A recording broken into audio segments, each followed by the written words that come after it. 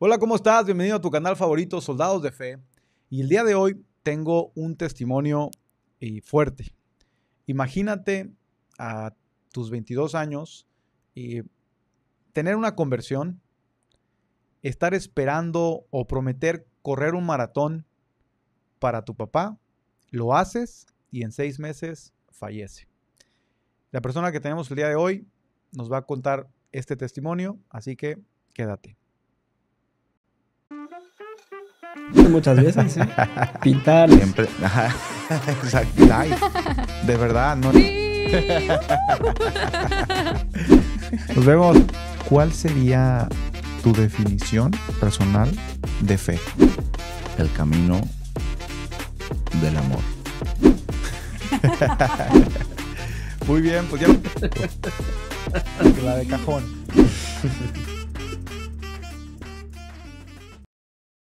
Omar, bienvenido. Oye, gracias por aceptar la invitación aquí al canal. Muchas gracias, acá estamos.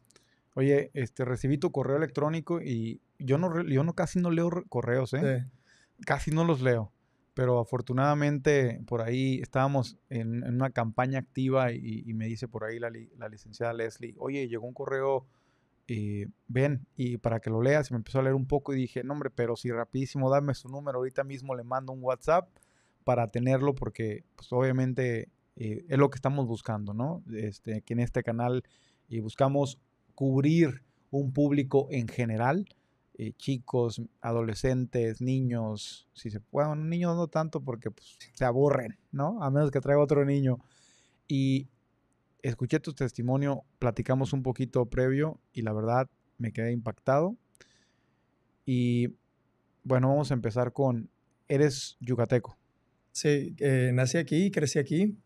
Unos años de mi vida pues viví en Estados Unidos por temas de familia que tengo ahí, pero realmente la gran mayoría de mi familia pues es yucateca. ¿En qué parte de Estados Unidos? En Riverside, California. Riverside. Sí. Ah, sí conozco. ¿Cuánto tiempo estuviste por allá? Estuve, bueno, fueron tiempos ahora sí que por ratos, pero en general como 3 años alrededor. Va. Una parte de la secundaria y prepa y ya después cuando empezó la pandemia. ¿High school? Sí, freshman y sophomore. Ah, va. Yo llegué siendo sophomore. Sí. Y ya de ahí me quedé, pues obviamente toda la high school y la universidad. 23 años yo duré allá. 20 más que tú, Omar. Oye, Riverside. ¿Y te tocó ver el tema de pandillas? Más o menos, pero realmente vivía ahora sí que en Lake Elsinore, que es una montaña y está bastante tranquilo. Va, ¿había mucho anglosajón? O... No, pura banda. ¿Sí? ¿Puro latino? Sí, porque por la zona pues había puro latino. Wow. Sí. Oye, pero está más bonito Mérida, ¿verdad que sí? Claro que sí. Yo siempre lo digo, es 100% yucateco. Aquí bien, hasta morirme. Sí, bien, no. Yo la verdad digo, Mérida, o sea, California extraño algunas cosas, pero realmente me encanta Mérida y por eso Soldados de Fe está en Mérida. A todo dar. Oye, sé que hoy por hoy te han invitado a dar testimonios bueno, platicaremos de lo que es similar como a un TED Talk que hace el Anáhuac, sí, que se llama ¿cómo? RC Talks. ¿Y son para puros alumnos o puede ir alguien que no sea alumno de ahí? Realmente cuando se hizo el evento, pues creo que era la primera vez que se hacía en muchos años, entonces fue más como abierto a un público en general. Bien. Y también pues había tanto estudiantes como maestros, como sacerdotes que realmente vieron la invitación y quisieron ir. Va. Sí. Digo, para si conoces a alguien ahí, cuando lo hagan próximamente, considérenme, me encantaría. Es algo que siempre he querido hacer. Aparte de un TED Talk, creo que más inclinado hacia este lado. Sí. Oye, 22 años y has vivido mucho. Y, sé que no eras católico practicante. O sea, eras un católico diésel, ¿verdad? Más o menos. Diésel que es católico, pues, o sea, que no, realmente no. Sí.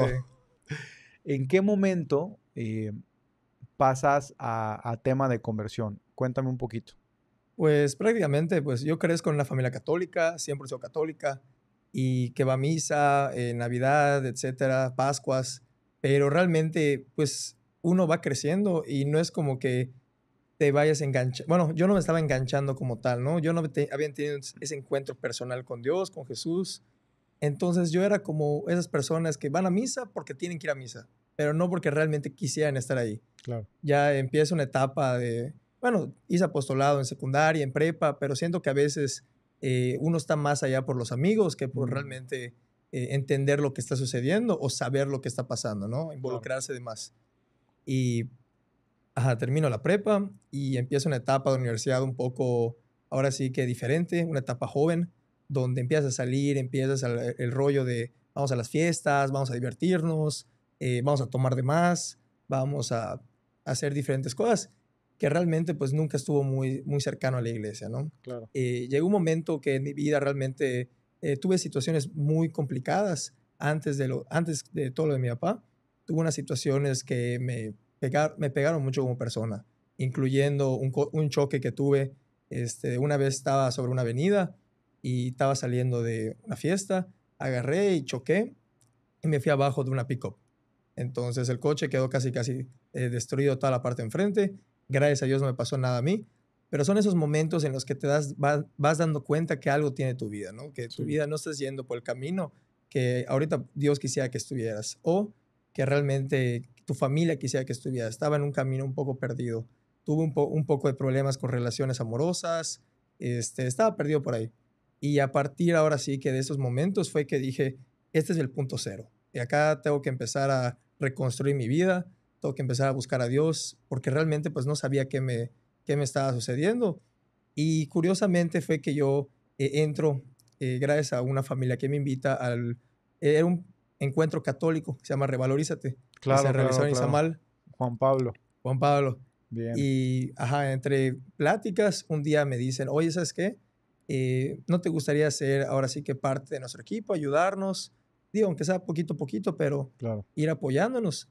Y la verdad yo estaba muy feliz. Ya fue un momento en el que justo antes de Revalorízate el encuentro, se realizaron unas misiones ese mismo año, en 2023, en el que fuimos a Izamal. Y en Izamal yo la verdad, aparte que era la primera vez que hacía misiones como en 3 años, yo la verdad nunca había tenido ahora sí que una experiencia tan bonita como la tuve en ese momento. En Izamal. En Izamal. Durante misiones. ¿Qué pasó? A ver, platícame. Pues más que nada fue que, primero que nada, pues yo empiezo a platicar con las personas, gente que está muy involucrada en Dios, gente que tiene una gran relación con Él, muy preparada, ahora sí que gente muy, muy buena. Y conociendo a las personas y todo, me voy dando cuenta que, oye, a lo mejor aquí es donde quiero estar. Este es el lugar donde me siento cómodo, donde siento que está lo que me falta. Y como todas las misiones, pues empieza a ser el famoso, ahora sí que recorrido de casa en casa. Empiezas a ir a las casas, a visitar a las familias, y me llevé un momento muy bonito, porque, pues, primero que nada, yo era malísimo. Yo con trabajo tocaba la puerta, me daba miedo. ¿Qué tal si no me quieren dejar pasar? Entonces, ahora sí, ¿qué quieres que haga en ese momento, no? Y las personas con las que me tocaba hacer el recorrido o el visiteo, que así se le dice, pues me van diciendo, tú confía, tú platícales de Dios, platícales cómo están, trata de hacer una relación, un vínculo con la familia, pues para ahora sí que evangelizar estos hogares, ¿no?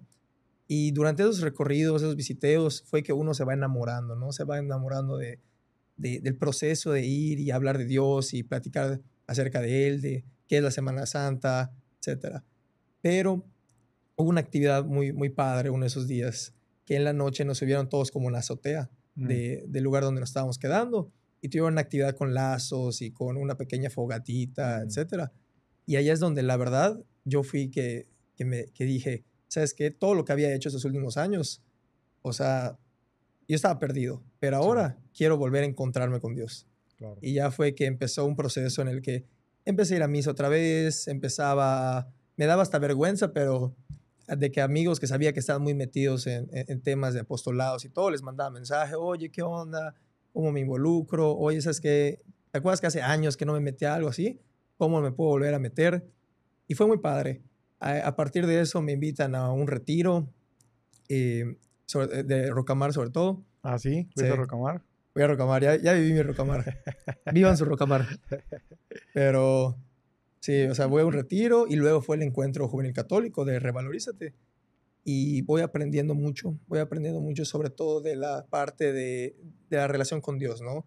Que más allá de lo que las demás personas te digan, tú debes tener un encuentro personal con Él, Claro. un encuentro más humano, como si fuera un amigo, ¿no? Como los amigos que tú le quieres decir, oye, ¿sabes qué? Vamos a la fiesta, vamos a jugar fútbol, de la misma manera que vas a su casa, lo buscas, le mandas mensajes, estás insistiendo para verlo. De la misma manera, pues yo quise empezar a ver a Jesús como ese amigo, ¿no? Empezar a buscarlo, empezar a ver dónde lo podía encontrar.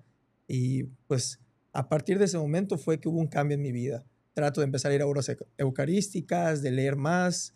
Creo que hasta hace un año fue la primera vez que abrí un libro de teología en toda mi vida. Bien. Entonces, por ahí iba el camino, ¿no? Iba reencontrándome, pero pues yo al final sabía que no era una persona perfecta, digo. Al final sabía que yo seguía teniendo mis dificultades, seguía teniendo mis distracciones, el ruido que normalmente hay en la sociedad hoy en día, y sabía que poco a poco tenía que hacer pequeños pasos para poder acercarme más a Él. Bien. Digo, esa es la importancia de la formación. Y algo aquí que quiero rescatar de lo que me acabas de decir es cómo tú, aunque todos decimos, oye, Dios está con nosotros, ¿va? Dios vive en nosotros, pero tú estabas buscándolo todo el tiempo, ¿no? O sea, regresando, como lo dijiste, como este amigo, de tocarle la puerta, de oye, acompáñame, de incluirlo en todo lo que haces. Y creo que eso es importantísimo, porque a veces dices, Dios, ¿por qué me has abandonado? Mucha gente que llega a ese punto de que, oye, es que Dios me abandonó, oye, es que Dios se alejó de mí. No, nosotros nos alejamos de Él. Nosotros lo quitamos de la vida. ¿Te das cuenta? Yo estuve en Revalorízate, en ese evento de Izamal. Por ahí yo creo que quizás no te acuerdas, pero pues yo andaba por ahí bailando, porque estuvo padre, había alabanza, un montón de jóvenes. Yo estuve un ratito porque llevaba a mi hijo, que en ese momento yo creo que tenía como unos 4 años. Sí, 4 años. Pero lo traje ahí bailando y ya me tuve que ir al hotel y ya mi esposo se quedó. Pero tú te quedaste hasta el final, creo que hasta las 6 de la mañana, algo así. Sí, nos quedamos de que toda la noche, porque como éramos parte del staff organizador, claro.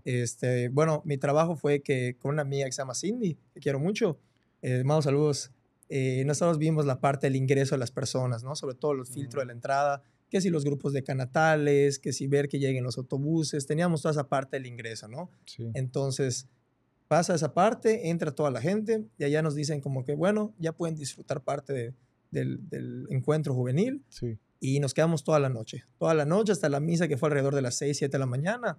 Y de ahí también a limpiar, a terminar de sacar cosas. Entonces fue un momento muy bonito.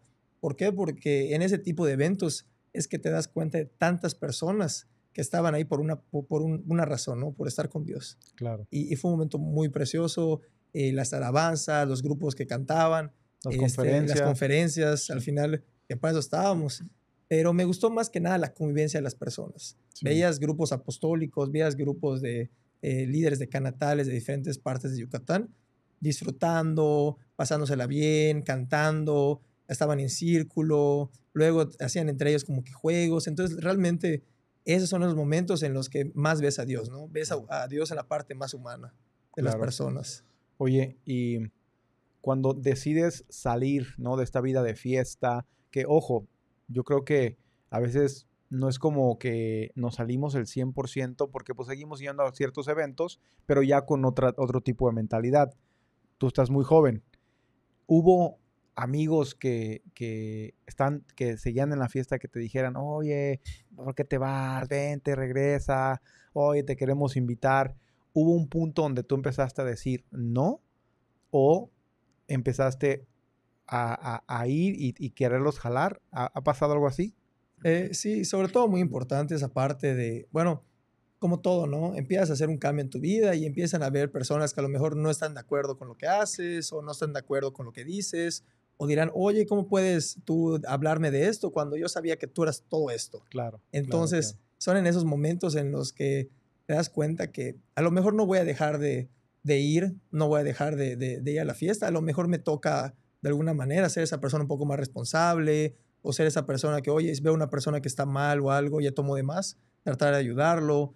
Entonces, porque al final, pues, yo tengo muchas personas que me han apoyado durante ese tiempo, amigos muy cercanos, que me dijeron, yo no estoy tan metido en la iglesia, pero si tú lo estás, yo aún así te quiero por eso, ¿no? Wow. Entonces, yo la verdad aprecio mucho también ese tipo de amistades que nunca se alejaron y algunas que a lo mejor se hayan alejado.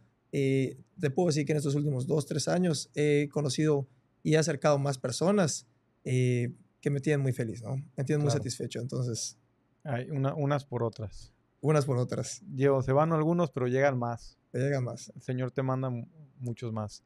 Oye, ¿en qué retiro o en qué momento das testimonio de lo que pasa con el maratón y con tu papá? Me dices que platicando con un sacerdote, ¿le cuentas a él o lo cuentas en algún evento o en un retiro? Sí, lo que pasa es que todo esto inició más o menos en diciembre.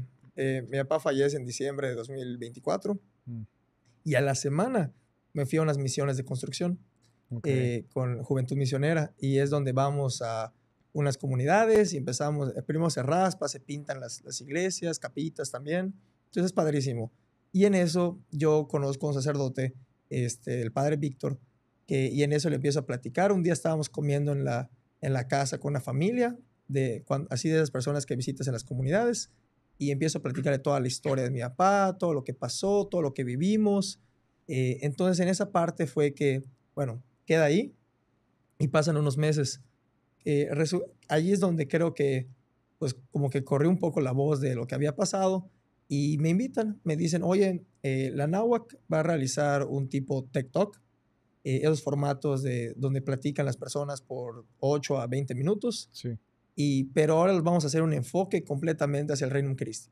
Entonces queremos que sean personas que hablen de Dios, que hablen de la iglesia, que traten de llegar un mensaje, sobre todo para un público joven.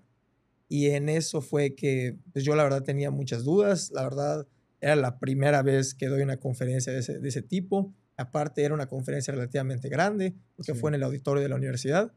Y tenía miedo, o sea, tenía mucho miedo, no sabía si a lo mejor lo que iba a decir, lo que iba a hacer estaba correcto. Claro. Allá tuve una parte espiritual un poco complicada porque era, a ver, realmente me siento yo la persona suficientemente preparada para poder ir y dar un testimonio a otras personas. O sea, independientemente de lo que haya vivido, lo que haya pasado, soy yo la persona más correcta como para ir y hablar de Dios. Y fue en esos momentos que también fue que me fueron acercando un poco a la dirección espiritual, me acerqué con sacerdotes, y les decía, es que tengo estas dudas y todo. Y ellos me decían, tú confía, va a salir bien, no te preocupes, sabes hablar en público, sabes, pues, tienes muy buenas habilidades para hablar, vamos a ver qué pasa. Vas a la conferencia, curiosamente, pues, del orden que nos habían dado originalmente, yo era el segundo speaker. Entonces yo decía de que, no, voy a llegar, voy a hablar y ya me voy. Y ya de que aquí murió la flor, ¿no? Y nos vamos. Curiosamente me dicen que hay un cambio al final en el ensayo general y el segundo speaker, o sea, yo pasé a ser el cuarto, a ser el último, el cerrador. Entonces ahí es como que, ok, poco la presión ya subió un poco. Claro. ¿Por qué? Porque al final siento yo que a veces los que cierran tienen un poco como, pues la gente ya está más enganchada, ya quiere ver la plática, entonces pasa, ¿no? Doy la plática. La verdad, yo estaba casi rezando antes de entrar al escenario, decía de que, por favor, Dios, encomiéndame, necesito tu ayuda, no quiero decir una barbaridad, no quiero decir una grosería o algo que se me vaya. Y ahora todos los sacerdotes que estaban ahí me iban ahora sí que como dicen, ahora cancelar, ¿no? Claro. Entonces, gracias a Dios no, o sea, gracias a Dios no pasó nada de ese estilo. Fui, me paré, di la plática, la verdad estaba muy nervioso, sentía que se me caía, porque cada vez que miraba era una persona conocida. O sea, al final en la universidad, pues, están tus cuates, están tus compañeros de carrera, tus amigos, maestros y mucha gente en general que conoces durante esos 4 años, ¿no? Entonces yo me decía, no, tú voltea a ver a diferentes lados, no dejes tu mirada en un lado. Sí, pero donde yo mire a ver, hay gente que conozco. Y eso creo que me pone un poco más nervioso. Claro, entonces, di la plática. Gracias a Dios todo salió bien, salió perfecto. Fue un momento muy difícil para mí el cierre. La verdad que era la primera vez que en público me paré enfrente de 200 personas, 250, y les dije, esta es mi plática, este fui yo, esta es mi historia. Y la verdad, estuvo a nada que me salía la lagrimita. La verdad, como los que escucharán en su momento, habrán visto cómo hice como un último suspiro antes de mi cierre de la conferencia. porque sí fue un momento difícil para mí. No fue la primera vez que me puse en una etapa de vulnerabilidad, hablando de mi historia, de Dios, de mi relación con la fe. Entonces, a partir de eso, me dice un maestro, oye, vamos a dar una pequeña plática para los alumnos del programa preuniversitario de la Anáhuac. Es un sábado en la mañana, vente, platicas. Yo sé que el programa no es ahora sí que solo para católicos, sino es un programa de la universidad, pero me gustó tanto tu plática y quiero que la des. Y yo, va, perfecto. Obviamente, pues era la segunda vez que lo daba, un público más pequeño, eran como 30, 40 chavos. Y la verdad, lo sentí, pues yo diría que un poco más confiado, tenía un poco más de confianza y me gustó mucho. A partir de esa experiencia, me dicen, oye, ¿sabes qué? Vamos a tener un pequeño como foro en un apostolado de María Inmaculada. Y nos gustaría que vayas a platicar un poco. No va a ser la única persona, sino van a haber 4 personas más. Y van a platicar un poco de su experiencia todos acerca de Dios, qué hicieron después de la prepa, porque al final pues era para jóvenes de preparatoria. Claro. Y también durante las misiones de Semana Santa, pues el grupo con el que me fui me pidieron si podía dar la plática igual con los muchachos misioneros, con los que estábamos de misiones, y la verdad también fue una experiencia muy bonita. Lo que sí me gustó fue que cada vez que iba dando la plática me daba cuenta que todo valió la pena. Toda la historia, todo lo que sucedió, todo hasta ir y poder dar ese mensaje de Dios, poder hablar de Dios con otras personas, valió la pena. Claro. Oye, y cuéntame ahora a mí, o sea, te preparaste 6 meses para correr ese maratón. ¿Cuál maratón corriste? Corrí el maratón de la Marina, el que se realiza acá en Progreso, Yucatán, antes de cambiar la ruta, porque este año ya cambiaron la ruta y es distinta. Y originalmente lo que pasa es que estábamos hablando de diciembre 2023, enero 2024. Ajá. Allá es donde mi papá, entre unas pláticas y todo, él siempre corrió. Él le encantaba ir a correr, le encantaban las carreras de 5 kilómetros, de 10 kilómetros, las que uno hace ahora sí que cada fin de semana, ¿no? Le fascinaba. Pero pues uno crece, uno deja ahora sí que de tener ese tiempo libre, empieza a tener otro tipo de responsabilidades y lo deja. Lo deja por ahí. También, pues mi papá fue diabético muchos años, entonces también el factor de la salud jugaba un factor muy importante para que si él pudiera seguir haciendo ejercicio o no. Entonces estaba muy limitado lo que podía hacer. Y te digo, mi papá siempre fue mi héroe, fue esa persona feliz, alegre, le gustaba ayudar. Cuando teníamos actividades del colegio o de algún apostolado que estuviera mi hermano o yo, él era el primer papá que se ofrecía. O sea, era una gran persona. Pero lo que sí siempre me dijo es que yo quería correr un maratón y nunca pude. Y entre pláticas me decía, los 3 medios maratones que él corrió fueron los de la Marina. Cuando antes se realizaba el maratón de la carretera Progreso, arrancaba el medio maratón a la mitad de la carretera hasta llegar al malecón. Y esas fueron las carreras que él hacía. Le encantaban, pero llegó un punto que lo tuvo que dejar. Claro. Entre pláticas y todo fue que yo dije, ok, me gustaría hacerlo, vamos a hacerlo. Mira, yo te prometo que voy a entrenar, voy a esforzar, me voy a ahora sí que trabajar todos los días. Porque él siempre me decía, tú eres de las personas que hacen una cosa 3, 4 meses, se fastidian y lo dejan. Claro. Entonces era un constante conflicto. Entonces, entre arrebatos y todo, yo llego y le digo, ¿sabes qué? Dame 6 meses, no lo voy a dejar, me voy a esforzar, lo voy a dar todo. Nos vemos en la meta en junio, porque el maratón se corrió en junio. Entonces, en eso estábamos en una fiesta y yo le digo a un amigo, uno de mis mejores amigos, le digo, oye, ¿te gustaría correr un maratón conmigo? Y él de que, ¿cómo? Sí, un maratón. ¿Y cuántos kilómetros son o todo? 42 kilómetros. No me lo podía creer. O sea, la verdad fue una locura. Este cuate pues realmente era más atlético que yo, o sea, tenía una vida más activa físicamente. Entonces yo sabía que lo podía hacer conmigo. Entonces lo estuve obligando. Me dijo, va, te acompaño durante este proceso y ya si veo que también estoy listo, pues también corro el maratón. Claro. Y empezamos un constante entrenamiento. Esto te da lo que fue en diciembre. En enero es el maratón de Mérida, pero nosotros corrimos medio maratón. Entonces tuvimos un mes para preparar un medio maratón. Claro. Era correr diario, correr en las calles, despertarse temprano.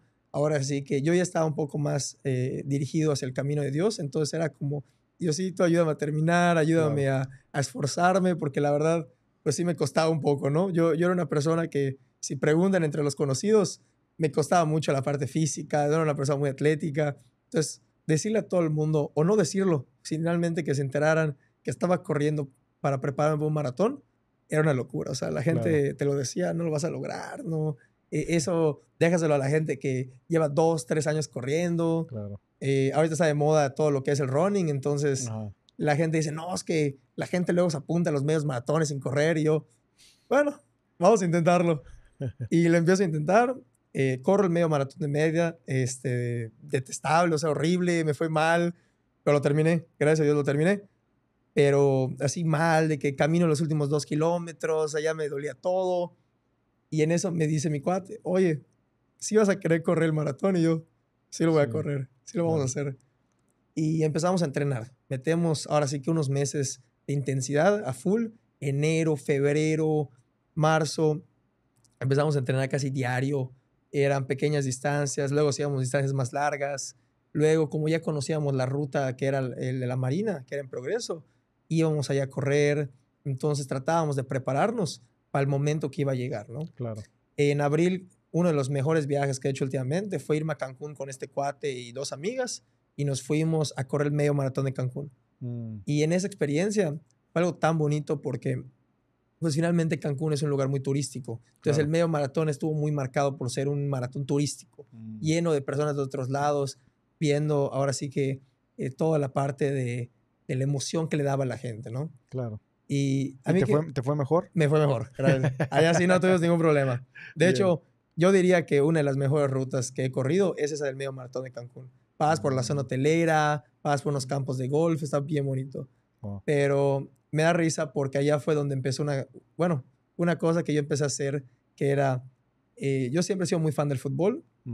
Y Neymar, cuando ganaba un campeonato, un torneo, se pone una banda que hacía 100% Jesús. Que era al final... de hecho, perdón que te interrumpa, pero la bloqueaban o las cámaras volteaban hacia otro lado. ¿No les tocó ver? ¿Nunca vieron eso? Hablaba de Jesús, imagínate, un jugador de fútbol súper conocido, Neymar y demás, y las mismas cámaras, los canales de televisión le bloqueaban para que la gente no pudiera ver lo que decía, imagínate. Sí. No, pero continúa. No, pero es real, o sea, realmente, y es algo que pasa hoy en día, siempre que tratas de hablar de Dios o tratas de hablar de Jesús, siempre hay algún tipo de polémica, siempre te lo quieren censurar, y a él en muchas televisoras se lo censuraban, le ponían todo así de que solo se viera blanca la cinta que tenía. Sí. Y yo lo hice como un chiste, o sea, entre chiste y querer hacerlo, lo hice. En la carrera nos lo pusimos, un cuate y yo, empezamos a correr. Ahí están las fotos, donde llegamos a la meta, y yo con mi banda así de 100% Jesús. Para mí fue algo muy bonito, porque durante esos meses, ahí es donde tienes que pedir mucho, que te ayude, que te apoye. Tienes que agradecer de que terminas un entrenamiento y gracias a Dios terminé. Gracias a Dios no me morí, no me quedé tirado en la calle. Claro. Entonces son esos momentos en los que para mí era una forma de agradecer, ¿no? Entonces, corro el medio maratón de Cancún, regresamos del viaje, padrísimo. Ok, llega mayo. Mayo ya estamos a un mes, mes y medio. Hay que meterle intensidad, hay que meterle ganas. Ahí es donde me invitan a correr una carrera que es el medio maratón de Valladolid. Muy padre, que fue recientemente. Sí. ¿Fuiste? Este año no. No, yo dije, ya andábamos. No, así volteé a ver a Miriam porque lo conozco a Miriam. Leslie no se animó, Leslie estaba en la meta. Todo dar, perfecto. Sí, esperándonos. Pero corrimos el año pasado. Bien. Calor horrible, calor detestable. Luego cuando tienes que salir a la parte de la como carretera, pues es una ruta... Por favor, para. Me lo haces recuerdo y me empezaron a doler ahorita los pies. Sí. Ese es el sufrimiento que hay que ofrecerlo. Estuvo fuerte, la verdad. Estuvo fuerte. Sí. Y corrimos, perfecto. Y me gustó mucho esa carrera porque esa carrera yo la hice solo. No conocía a muchas personas que iban a correr esa carrera en específico. Y curiosamente, cuando tuvimos que ir al medio maratón, pues es en Valladolid. Entonces mi papá me llevó a las 3:30, 4 de la mañana. Se lanzó conmigo hasta el día de la carrera, hasta llegar prácticamente la carrera empezaba a las 6:30. Yo llegué 7:15, o sea, llegué literalmente bajándome del coche, estirando un poco y preparándome para correr. Wow. Re mal, pero así lo hicimos. Claro. Acabo la carrera, todo. Gran carrera, muy bonita. Es uno de los muy paisajes que Valladolid tiene. Y me abraza mi papá, oye, ¿qué onda? No sé qué. Mi mamá igual, ya había llegado. Entonces, para mí fue un momento muy especial, porque yo diría que fue 2 momentos en los que, más que nada, tienes presente a la familia y tienes presente a Dios, ¿no? A Jesús. Porque aparte, pues, llego a la meta con mi bandita de 100% Jesús. Ajá. Y ya era una cosa que literalmente la gente lo veía y me acuerdo que hasta una persona me dijo, tapa tu bandita, vamos a tomarnos una foto. Y yo, toma. Wow. Entonces, fueron momentos especiales, ¿no? ¿Por qué? Porque la gente que lo veía, pues, de alguna manera, si era creyente o no, Sí, pues, se quedaba como con la idea, ¿no? claro. Entonces, pues, ¿qué pasa? Entonces, acaba la carrera, llega ahora sí lo que es el Maratón de la Marina. Bien. 31. A ver, antes de que continúes, para esto, ¿tu papá tenía un diagnóstico médico? ¿Ya o en este momento no lo tenía? Como tal, mi papá fue diabético muchos años. Sí. Era una persona que siempre se cuidó. Pero si algo podemos decir o podemos mostrar a través de fotos o de personas que lo vieron durante este último año, sí podríamos decir como que ya se le veía más flaco, ya se le veía como le dicen acá en Yucatán, más chupado, Ok. ya se le veía un poco mal, ¿no? Pero no le habían diagnosticado nada porque también no le gustaba ir a checarse o le Claro, daba... claro. Al final lo que todas las personas, no les encanta ir al doctor. Sí. Entonces no sabíamos en ese momento si tenía algo o no, pero sí salía el comentario, oye, ya se ve más flaco, oye, ¿qué onda? Entonces podías como ir insinuando que ya estaba sucediendo algo. Pero su enfermedad como tal que hizo que fallezca fue más adelante. No, ok. Entonces llega el Maratón de la Marina y empezamos a correr, los disparos, la gente, todo padrísimo. Una de las mejores carreras que se hacen en Yucatán, si no la mejor. ¿Y qué pasa? Todos esos meses de esfuerzo, todos los meses de dedicación, ahí es donde empiezan a pasar factura. Llega un momento que la carrera corres por arena, corres por adoquín y corres por carretera. Wow. Porque prácticamente la ruta antigua era correr todo, prácticamente de Progreso hasta el muelle, hasta correr hasta Yucalpetén, subir por donde está el famoso muro, que es el puente de Yucalpetén donde pasan las lanchas, luego regresar otra vez por el malecón. Entonces, fue una carrera que te ponía hasta una intensidad, te ponía el límite. Y en esos momentos es cuando las personas se daban por vencidas, personas que se salían de la carrera sin ningún problema, pasaban las ambulancias por cualquier cosa, sabiendo que en cualquier momento a alguien se le podía pasar algo. Nosotros, por ejemplo, estábamos con los famosos geles, estábamos tratando de mantener nuestra hidratación, tratar de mantenernos activos. Pero ¿qué pasa? Llega un momento en el que llega el famoso muro. Para todos los corredores, pues el muro es el kilómetro 30, 31, 32, que es donde el cuerpo se empieza a poner hasta el límite.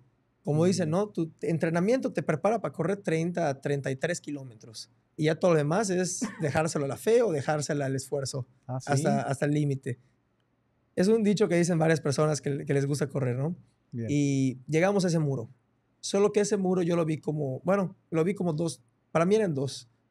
Ahorita que te lo puedo contar. El primero era el de la carrera. Subí el puente de Yucalpetén, subir ahora sí que toda la parte de la subida. Yo todo destrozado, todo adolorido, pidiéndole a Jesús, ayúdame a terminar. Tenía como una pequeña crucecita acá que me habían dado justo hace unos años. Y por favor, ayúdame a terminar, quiero terminar. Y el otro muro que fue realmente cuando mi papá enferma y está internado en la Clínica Mérida. Y se vuelve un constante ir a visitarlo, ir a verlo, ir a ver cómo está, porque ese es un ratote en el que él pasa en el hospital. Entonces ese muro se vio de dos maneras en mi vida, tanto la parte personal como la parte de la carrera. Y acaba la carrera, pero antes de eso me pasa algo muy curioso, que cuando estaba corriendo, pues ves el compañerismo en las carreras, la gente se apoya, hay grupos de corredores que te ofrecen agua, que te ofrecen cerveza, que te ofrecen chocolates, etc. Y a mí, por ejemplo, entre corriendo, yo así medio trotando, corriendo, ya no sé en qué estado estaba yo, se me acerca una persona corriendo igual, o sea, en la misma carrera y me dice, oye, vamos a apoyarnos, no sé qué, vamos, sí, vamos a lograrlo. Y empezamos a apoyarnos, ¿no? Empezamos a correr juntos como del muro hasta el kilómetro 35, 36, un buen ratote. Y nos empezamos a apoyar, ¿no? Nos empezamos a apoyar con agua, con hidratación, vamos al mismo ritmo. Cuando yo quería parar, esa persona también me ayudaba. Y a todo esto, esta persona yo no la conocía. Era un completo extraño, pero que de alguna manera, pues, me daba una paz y una tranquilidad que alguien vio casi mi estado moribundo y dijo, vamos a ayudarlo, ¿no? Vamos a ayudar a que termine. Claro. Y me dice una frase, es una frase que me quedo hasta el día de hoy y que siempre trato de recordar, que es, me dice, oye, Omar, primero que nada pensó que yo era un drogadicto. Y dije, no, no, yo estoy bien, o sea, nunca le he metido porque pues él me platica una historia igual durante este momento que estamos corriendo. ¿Él iba platicándote una historia? Sí, él me iba platicando de que su Wow. historia, de que él dejó de las drogas, dejó esto, y pensó que yo también estaba así como él, ¿no? Ajá. Y le dije, no, creo que nada más estoy demasiado cansado, ¿no? Pero me dice, oye, ¿crees en Dios? Y cuando me dice esa frase, le dije, sí, ¿por qué?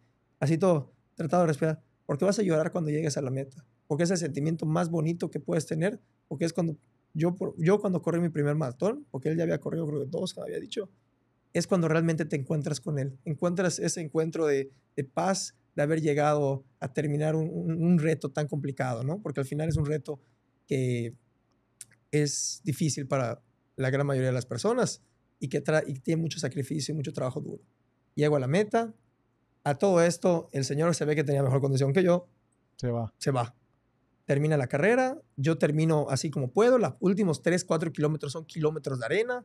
Yo prácticamente... es el playón de Yucalpetén. Todo, corres un pequeño sendero lleno de arena. Y yo prácticamente casi hasta llorando, o sea, lagrimitas, dolor, ya medio había calambrado de la pierna izquierda. O sea, ya era una situación en la que si yo terminaba, era porque Dios quisiera que yo terminara la carrera. Claro. Y llego a la meta, termino. Estuvo muy padre porque en los últimos 500 metros, que ya es el regreso al malecón, mi hermana y mi otro cuate se ponen a correr conmigo esos últimos 500 metros, como si fuera escena de película y todo. Llego a la meta, como que no sé si por la descomposición de líquidos o lo que tuve, todo el dolor que tenía, como que prácticamente que llegas a la meta y como que me tiro, ¿no? Pero me tiro así de que bien, como que ya no puedo correr más. Me paro, me abrazan mis amigos que estaban ahí para apoyarme y me abraza mi papá. Ese abrazo para mí fue... O sea, él no se lo podía creer, o sea, yo no me lo podía creer, era un momento tan bonito, tan especial, porque al final Dios me permitió darle esa felicidad, darle esa promesa. Y allá es donde prácticamente, bueno, en la conferencia que di en la Náhuac, yo termino con una frase que es, papá, fuiste, eres y serás el maratón de mi vida. Porque durante todo ese proceso de prepararme para el maratón, de apoyarme, de llevarme a la meta, mi papá era esa persona que era el número 1 fan, o sea, de todo, me apoyaba, estaba conmigo. Entonces yo poder darles alegría, para mí era genial, porque yo realmente no era una persona que le fascinaba correr, pero yo quería hacerlo por él. Yo quería darle esa felicidad de que su hijo haya logrado algo para él, ¿no? Entonces acaba la carrera, ahora sí que este proceso de maratón. Lo que se recomienda a veces es que uno la vaya llevando leve después del maratón. Hice una que otra carrera de 5 o 10 kilómetros, pero nada más para cotorrear o para estar con los amigos. Pero no volví a correr un medio maratón hasta este año, que vamos a correr otra vez. Y curiosamente me pasa que mi papá enferma. Un día estábamos, ahora sí que era su cumpleaños, era más o menos en noviembre. Y resulta que él de la nada se empieza a sentir mal, no quiere ir a comer, o sea, quiere estar en la casa. Y luego dice, al final, llévenme al hospital. Lo llevan al hospital, todo, iba a pasar la noche, al final lo regresan a la casa y en la madrugada se cae del baño. Se paró como a las 3 de la mañana para ir al baño y resulta que le dio un microinfarto en el cerebro y un poco feo. Y yo ahora sí que entre mi mamá y yo lo agarramos, lo tratamos de llevar. Aparte, pues yo vivo un poco lejos de la clínica, entonces así estábamos yendo como pudiéramos porque pues no sabíamos qué le estaba pasando.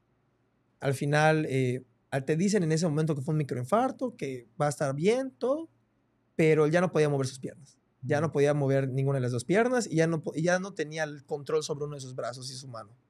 Ya literalmente era una persona que necesitaba ayuda para poder hacer su vida, ¿no?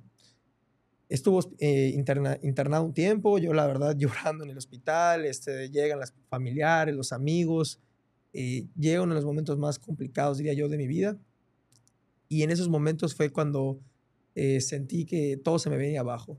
Todo se venía abajo, no podía más. Y curiosamente, en la pequeña salita esa de estar que te ponen para que pongan los familiares, ahí es donde hay una de las cosas que siempre digo, ¿no? Que te empiezas a rezar, empiezas a pedir que todo salga bien, que todo vaya a salir bien con la familia.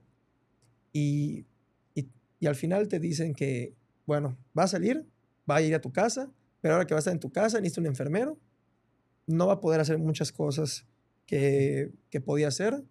Vas a tener que tener mucha paciencia con él, vas a tener que tener mucha escucha con él, va a ser un momento complicado para toda la familia, pero es lo que toca hacer y al final pues es tu papá, ¿no? Lo tienes que hacer. Empieza un proceso difícil, unas semanas complicadas. ¿Por qué? Porque todo era asistirlo, ayudarlo. Ya no te hablaba como antes, ya no tenía esa felicidad, ya no tenía esa sonrisa de antes, ya no te platicaba de esos temas de historia, de Star Wars, ya no te platicaba casi de nada, ¿no? Era una persona que prácticamente estaba cansada. Se le escuchaba, hablaba por ratitos y ya no hablaba. Se dormía y ahí quedó, hasta el día siguiente. ¿Y qué pasa? Un día estoy en el trabajo y me dicen, oye, ¿sabes qué? Me habla una de mis tías que estaba acá visitándonos de California y me dice, está mal tu papá, está mal, dejen todo lo que están haciendo, vénganse a la clínica Mérida, ayúdenme porque al final ya se lo están llevando los paramédicos y no parece que esto esté muy bien. ¿Qué pasó? En ese momento le dieron 2 microinfartos, otra vez en el cerebro. Al final, digo, yo no soy doctor, no soy experto en medicina, y gracias a Dios, pero es como una línea. Es como una línea en el cerebro que van dando varios microinfartos hasta que llega uno que al final, pues, es el definitivo. Y a él ya le habían dado 2 en ese momento. Se lo llevan a la clínica, vamos a verlo, llega toda la familia y el momento en el que lo vi, me destrocé. Porque yo justo en la primera vez ya la pedí a Dios, por favor, ayúdame, por favor, ayúdame. Y cuando pensé que me ayudó, en ese momento que lo llevan por segunda vez, dije, Dios, ¿por qué me estás haciendo esto? Ya habíamos quedado en algo, ya habíamos quedado que le ibas a ayudar y que iba a salir bien. Y en eso tengo que aceptar, ¿no? Tengo que aceptar las cosas de la vida. Y me dicen, bueno, se va a quedar 1 o 2 días. Yo la última vez que hablo con él fue el viernes. Por cosas de trabajo y por unos proyectos, el viernes no pude ir a verlo en la noche. Y el viernes en la noche le hablo para platicarle de un proyecto que estaba haciendo en el trabajo, con un arquitecto. Yo trabajo en construcción. Estaba haciendo un proyecto que mandamos al Reino Unido, un concurso de tipo de arquitectura. Y a él le encantaba que yo le platicaba mis historias de las construcciones y de esto y todo lo que hacía, ¿no? Entonces le empiezo a platicar, o sea, normal, me empieza a escuchar, ya no te pregunta, ya no te habla como antes, solo escucha. Y dice por ratitos, ¿no? O sea, dice algunas palabras. Entonces acaba de hablar con él, me dice mi mamá, oye, ¿sabes qué? Ya está cansado tu papá, mejor hablas con él mañana, ven a verlo mañana. Y yo iba saliendo del trabajo, yo salía los sábados a la 1, porque en construcción pues suelen trabajar sábados. Y a la 1 me iba a ir a la clínica a verlo, ¿no? Para terminar de contarle y mostrarle todo lo que habíamos hecho. Al final, como cuando te despides con la familia, con los amigos, te dice la clásica frase de ve con Dios. Ah, bueno, hijo, cuídate mucho, te mando un abrazo, ve con Dios. Y yo, ok, está bien, ya, nos vemos mañana. Cuídate, papá, te quiero, te amo, bye. Bueno, me hablan el sábado en la mañana, yo estaba en el trabajo, y me hablan y me dicen, ¿sabes qué, Omar? Estoy acá en la clínica, habla mi mamá. Ya le dio el microinfarto definitivo. Ya prácticamente está en un estado vegetal, lo van a operar, van a tratar de rescatar, de tratar de abrirle una parte del cráneo para poder dejar que se abra y que intentar de solucionar el problema que tenía. Se hizo la operación, se hizo todo. Todo ese día fue ahora sí que un calvario para mí. O sea, la verdad fue un momento que la verdad me puso en el límite de mis capacidades y me puso en el límite de mi fe. ¿Por qué? Porque si todos estos años había querido crecer en mi relación con Dios, crecer en la parte espiritual, ponerme en ese punto, en esa etapa de decir, Dios, no sé qué va a pasar, no sé qué voy a hacer, en ti confío. Ese momento para mí fue definitivo porque en ese momento fue cuando dije, Dios, no sé cuál va a ser tu plan, no sé si vamos a salir de esta, yo lo único que te puedo decir es que de ahora en adelante voy a hacer todo lo posible para poder estar en fe contigo, para poder tener esa fe viva, esa relación contigo, ese fuego, ¿no? Dentro de mí. Mi papá fallece de una manera, yo diría, tranquila, en paz. Al final todo lo que había pasado nos llevó a un punto de paz donde él pudo descansar, porque eso ya no era vida para él. Claro. Él se daba cuenta de las cosas, ya no te lo podía decir, pero se daba cuenta. Se daba cuenta de cuando lo tenías que ayudar, cuando lo tenía que ayudar a levantarse, cuando teníamos que ir a la plaza o hacer alguna diligencia y tenía que ir en silla de ruedas, el no poder manejar. Él ya era una persona que estaba pasando por una situación muy complicada. Entonces en ese momento yo le di gracias a Dios que por fin lo dejara descansar, porque todo el mundo quiere tener a su familia presente, todo el mundo quiere tener siempre a sus familiares, pero ver cómo sufría él es lo que a mí me partía y me destrozaba, porque al final él era la persona que me vio crecer, la persona que tanto me apoyó, la persona que tanto estuvo conmigo en mi vida, y verlo ahora sí que de una manera en la que él solo quería descansar, solo quería, ya tenía hasta miedo, tenía miedo de lo que iba a pasar, y una vez que él fallece, yo entro en un estado como de una situación complicada, ¿no? Porque tengo este problema con mi fe, que yo estuve pide y pide, Diosito, ayúdame, Jesús, la Virgen, ayúdame, quiero tener a mi papá, pero al mismo tiempo quiero que mi papá descanse. O sea, quiero que mi papá descanse, quiero que él no sufra, porque pues las personas que sufren ese tipo de enfermedades o ese tipo de microinfartos sufren mucho. Sufren mucho y mi papá no se merecía. Fue tan buena persona en vida que él no se merecía sufrir tanto en la última recta de su vida. Y en eso, pues, ahora sí que, como yo les decía a las personas, yo entro en este estado de qué va a ser de mi fe, qué va a ser de mi relación con Dios, está pasando todo esto. Fallece una persona y acá en Mérida es muy común que se hagan misas diario, novenarias y se hacía diferentes actividades como para rendirle homenaje. Y en todas esas yo estaba constantemente rezando. Sentía que la misa, la verdad, ni la escuchaba. Yo en mi cabeza estaba rezando, estaba pidiéndole a Dios que me ayudara. Y allá es donde empieza todo lo que habíamos hablado de ir de misiones. Me fui a la semana que pasó lo de mi papá y que terminaron las mías, a la semana me fui de misiones. Dije, ya me había inscrito, ya habíamos pagado.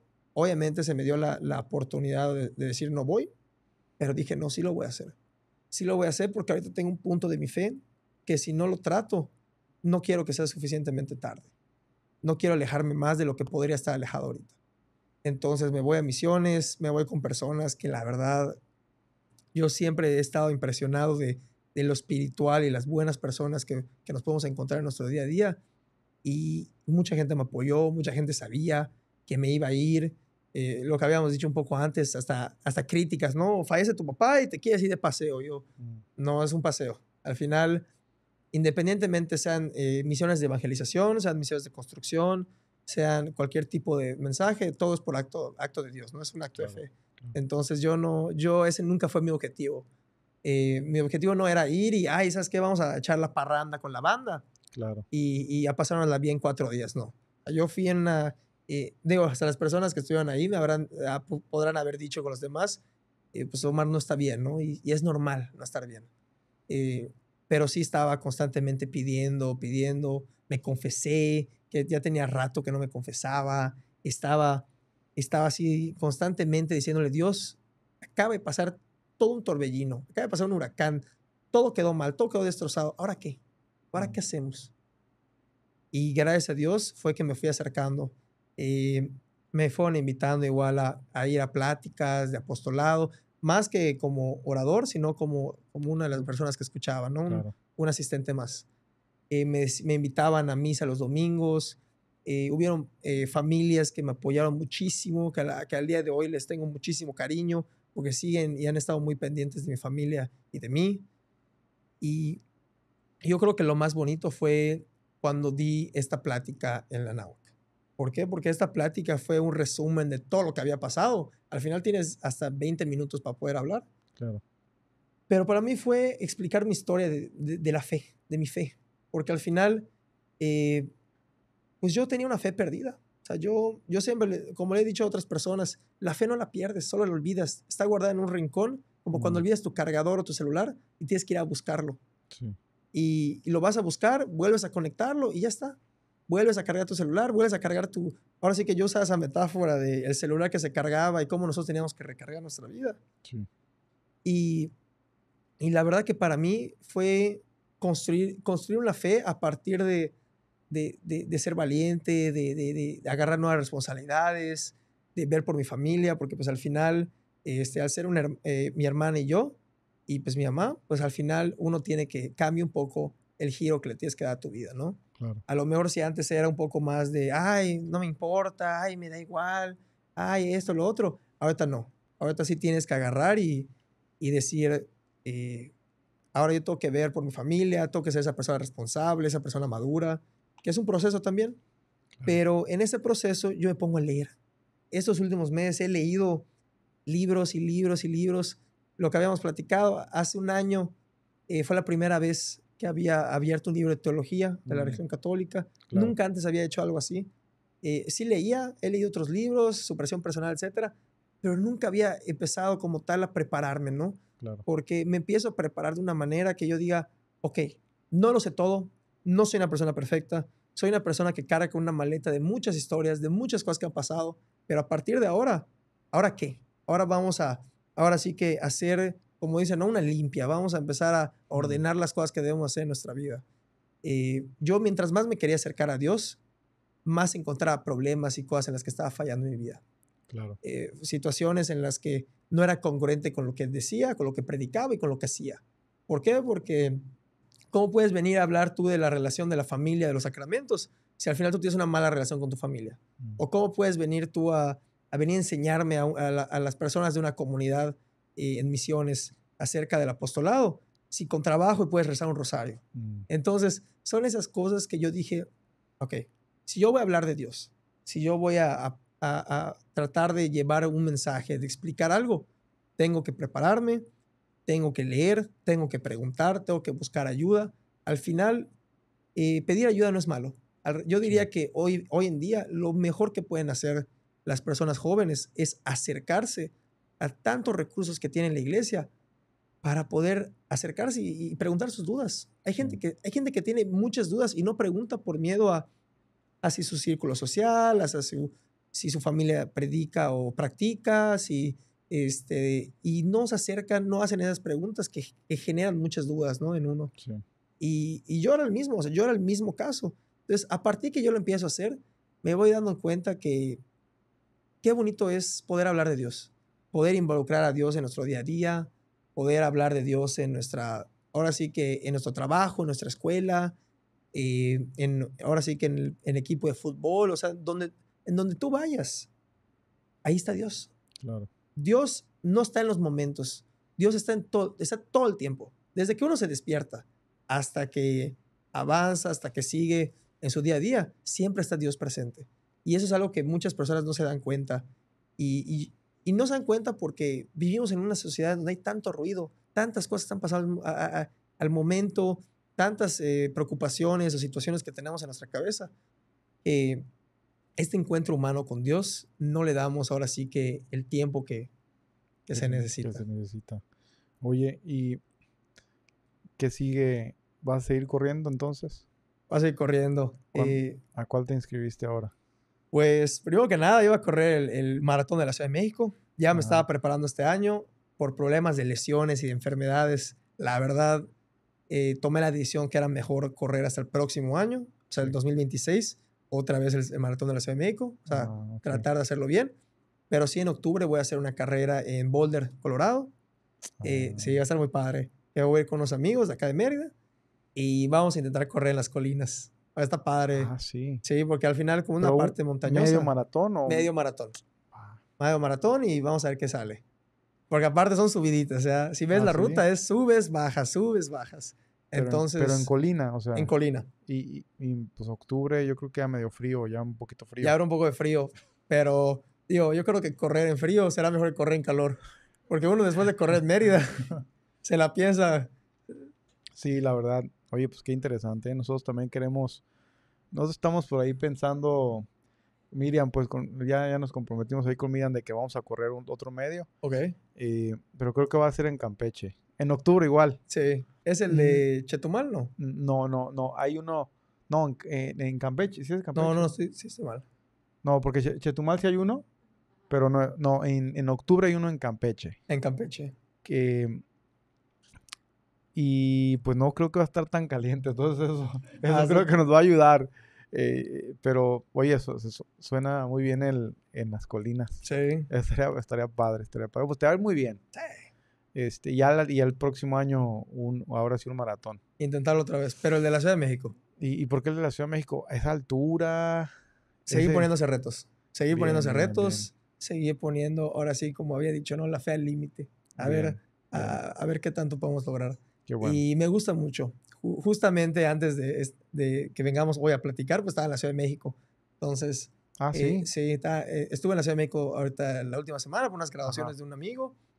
Y dije, próximo año vamos a correr. Qué bien. Porque a mí siempre me ha fascinado la Ciudad de México. Se me hace un lugar tan bonito donde puedes hacer un poco de todo. Claro, Entonces, es que es una metrópoli. Una metrópolis. Gigante. Y puede hacer de todo ahí. Entonces, bueno, también suena bien, ¿no? un maratón. Yo dije 20-25 maratón. No. De hecho, yo corriendo en medio maratón, ahí en Valladolid, que tú ya lo corriste, que igual, o sea, esa recta, no, cuenta que me estabas diciendo, dije, no, hombre, esa carreterita ahí donde dabas, y decías que hasta cuándo voy a dar la vuelta, ya que la dabas, decías, hasta dónde voy a correr. Y ya cuando iba entrando a la ciudad dije, yo creo que yo nunca voy a correr un maratón. O sea, me empecé a decir así como que, no, ya, esto es lo último que hago y ya quiero parar, pero ahí estaba peleando con mi mente. Y también igual le decía mucho a mi ángel de la guarda, dame un empujoncito. Y también diciéndole a Dios, oye, quiero terminar. Terminamos bien, hicimos buen tiempo, la verdad nos fue bien. Menos de 2 horas, los dos. Ya no, andaba pisando los talones, Miriam. Yo creo que en octubre me la va a poner muy difícil, pero sí nos vamos a entrenar. Muy bien. Oye, perfecto, pues venos avisando, ¿cómo te va? Allá en Colorado dijiste que es eso. En Colorado. Y luego ya en la Ciudad de México invítanos igual y nos animamos por ahí me encantaría también ver las banditas, una verde militar. Ya me la estoy imaginando. Queremos diseñar igual aquí un uniforme de soldados de fe. Okay. Una playerita ahí o algo. O próximo año podemos correr Valladolid. No, sí. Mejorar tiempos. Ojalá, y si alguien de Valladolid nos ve, que tenga autoridad, que empiecen a las 4:30. Estaría perfecto a las 4:30. Es más, a las 5.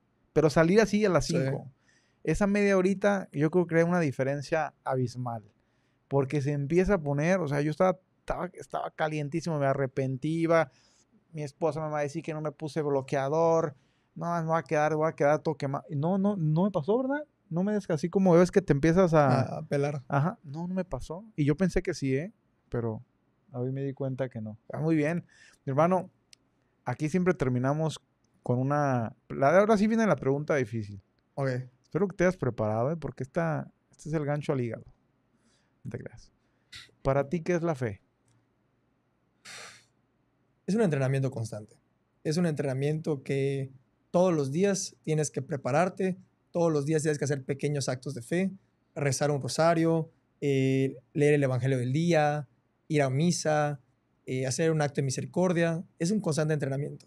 ¿Por qué? Porque al final tú no corres un maratón en un día. O sea, tú no entrenas 2, 3 días y ya llegas y corres un maratón. Y de la misma manera es la fe. La fe es un acto en el que constantemente tienes que estar entrenando. Y es un regalo. Es un regalo de Dios que si no lo aprovechas, ¿qué nos queda? Porque al final la fe es lo que nos va a llevar a lo largo de toda nuestra vida.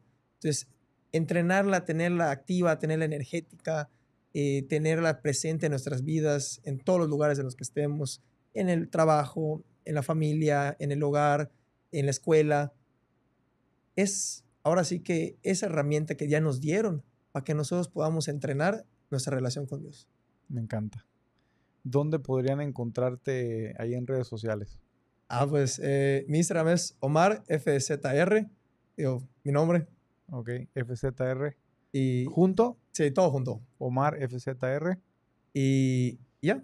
Ahí es donde estás No, más activo. no soy una persona de muchas redes sociales. Va, Instagram, que es lo que hoy está de moda. Claro. Muy bien. Algún día vamos a hacer Twitter, pero hasta Va, que no llegue ese hombre. momento. Vas a estar bien. Ahí sí es prepararse porque Los bots. ahí vienen las batallas y todo. Ahí está bueno. Sí. Me han dicho. Yo no me meto tanto. Sí tengo mi página y todo. Ahora se llama X, ¿verdad? Sí, creo que sí, ahora se llama X. Sí, muy bien. No, pues adelante. Ahí ya saben, vayan a buscarlo, vayan a seguirlo. Y si les gustó este episodio, pues compártanlo, envíenselo a un amigo que quiera correr un maratón o que simplemente necesite escuchar este testimonio. Porque yo sé que Omar, cuando alguien se va, no se fue, ya llegó. Especialmente si es un ser querido y estuvo cerca de Dios, ya llegó. Qué diferente es. No se fue, ya llegó. Con eso nos despedimos. Que Dios me los bendiga hoy, mañana y siempre. Muchas gracias por venir, por tu testimonio. Y pues vamos a continuar en esta batalla espiritual siendo soldados de fe. Muchas gracias. Que Dios te bendiga.